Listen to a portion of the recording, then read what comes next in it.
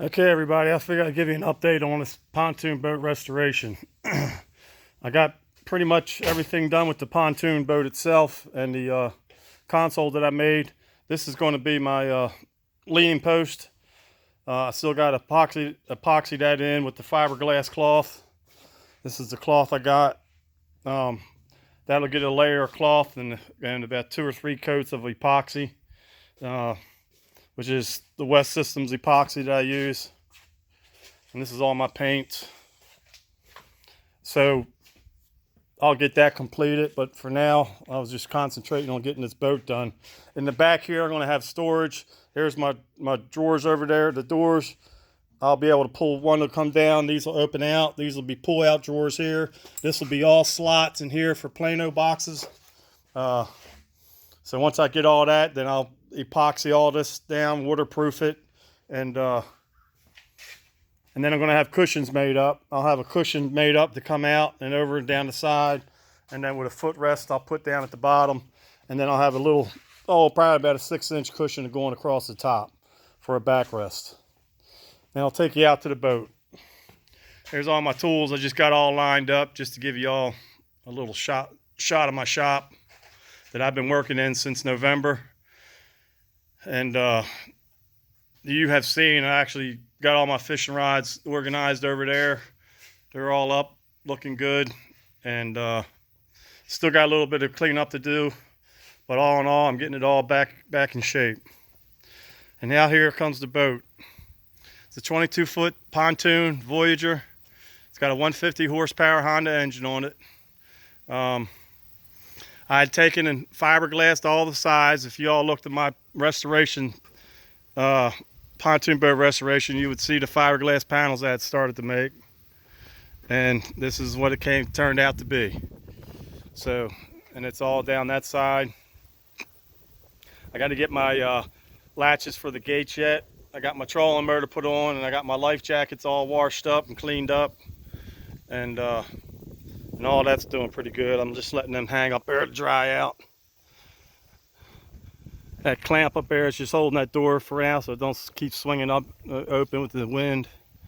I got my trolling rigs, outriggers hooked up for my rods, my trolling rods. Two of them stick out the side, then 2 stick out the back. So I usually troll with 4 rods out the back. And you can see those there. That's all stainless steel. Got everything strapped down here on the back. That's the 150 Honda.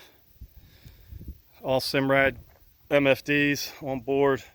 Got my active imaging transducer, and over on the other side I run a TM165 high wide chirp transducer, and that's just your typical early model total scan 3-in-1 transducer. I've run that on my I've got the NSS9 and the NSS12 Evo 3s up on board, and I'll show you those when I get up there. There's my wash down station. I got the plumbing which goes down into that well, and so when I'm out in the lake, it's just sitting in the lake. Water, of course, is up to here, and I can just pull the lake water off and squirt the boat down, and fishing, blood, the works. I can just wash it down now. Don't have to do it when I get home. Got the canopy up, just kind of keeping the sun off everything as much as possible. And now I'll take you up front. I got everything done on the sides. I kept all the same trim, the molding, just save some time and money. Everything's buttoned up underneath. Got all the aluminum panels up underneath. That's all solid, sealed up. And then we'll go up top. This is the motor guide. It's 105 pounds of thrust, 36 volt trolling motor. And I'll show you what I got on that. Up top here, I did go ahead and put my original pontoon seats back in. They're still in good shape. I had to sew a couple seams up, but I took care of that. And I was going to build a plywood seating, kind of what you see here, and I was going to fiberglass that all in and paint it with what you see on the inside here. And then I was going to make boat cushions for it, but it's just getting too time consuming. I went ahead and just stuck with the pontoon seating, and it turned out pretty good. But anyway, that's my front gate with the cutout. that I made. And I've got fiberglass panels that are all on the inside of this boat as well. And these panels are removable. So for whatever reason, if I want to take these rails down again, or years down the road I want to kind of redo all these sides, I know it'd be a big ordeal, but I've got the ability to take all these inside panels off. The outside panels are all permanent. They're all epoxied on, and they're not coming off. That's kind of a one-way deal there. But anyhow, I made the fiberglass panels on the inside. As you can see, I painted those. It's a Kingston gray on the outside and a off-white on the inside. I got my new vinyl flooring down, and that was a chore, but I got it done. I like it so far. And now for the big ordeal that I went through for 6 months. But there's my console. I'll try to get a side shot. 3/4 inch plywood. It's all got about 4 layers of epoxy with a fiberglass cloth, all on the inside and out.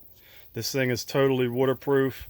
I've got about 3 coats of primer on the outside and about 3 coats of Total Boat Wet Edge Kingston gray on the outside. I got my switches here. They're all made up. Got my 2 units. There's my NSS 12 unit. I can pull the cover off. You can see it. Got my Boss stereo. And then I got the NSS 9. So that's kind of what you would be looking at going down the road, of course, with the screens on. I'm not going to turn none of this stuff on. It's all good. Underneath the seating, I got blue LED lighting. I got my subwoofer in over there. It's a 10-inch subwoofer. Stereo speakers underneath there. Stereo speakers up front on the sides. Got my 0.1 GPS, of course, my antenna, which is going to be for my VHF. I got a RS35 Simrad unit coming, and it's actually brand new in the box. It's an older unit, but the guy still had it brand new in the box. I guess he bought it, never used it, so I'm going to give it a shot. I got a good deal on it. So either way, I got all new switches, all new starters. The shifter is old, and then right here, that baby there is a throttle control assembly, and what that does is it allows me to throttle the motor up if I'm trolling. Usually when you're trolling with that stick, you can get it somewhat close to a set speed, but you can never get it fine-tuned. Well, that throttle control assembly allows me to, each time I can go up or down in 50 RPM increments, and it's really fine-tunes it. So if I'm at 2.5 miles an hour and I want to go to 2.8 or 3.0 miles per hour trolling, I can just one click at a time until I get to that set speed, and she can hold it. What I like to do is talk to Simrad, because see if they could somehow punch in the miles per hour on the unit, and then have the throttle controller automatically keep that speed, whether you're going into the wind or you're going the other way, with the wind. So underneath here, I'll give you a quick look. I really changed this around from my other console unit. If you see some of the old pictures, what I went through with that mumbo jumbo, but I got this in pretty much good order. I'm trying to go around the thing here. That's just my controller for the trolling motor up front. There's my NAC1 autopilot computer. Yeah, I have a computer autopilot on this boat that she can go wherever she wants to go on its own, as long as I keep an eye on it. I got the NEMA 2000 backbone system up there. Everything's hooked into my MFDs. There's my 3-bank charger. Let me pull this out of the way. That's just a little toolbox I got. There's my 3 batteries for the 36 volt system. I got two bank chargers over there. The top one charges my 12 volt battery that's hooked only to my electronics. That battery there runs the electronics on this boat. That's it. Those batteries don't do it, and then I got my 2 batteries in the back, and I'll show you those, my starting motor and my house battery. But anyway, up top there, of course, the very top is the horn. down below that is my connections for the 110 to run those chargers. The one that got 2 wires going into it runs these chargers over here, and one of those chargers is completely separate. I've got another off of that, and that charges that battery there alone. I just didn't want nothing hooked into none of these batteries, because the last time I had problems with these 36-volt batteries, going through the charging leads and back through the back battery and up, and then the battery that was used for my electronics was back feeding into my electronics. So now nothing is hooked up to that electronics except for that battery and that one charger. It's all on a separate system. Right there is my 1,000-watt amplifier. It's a Boss amplifier. Got that all rigged up. That's my breaker box over there with all the breakers. I got my wires run and numbered.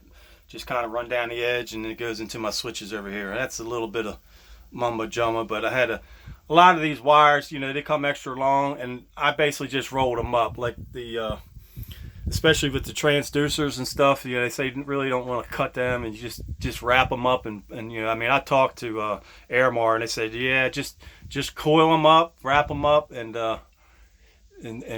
just hang them up. And so that's what I did.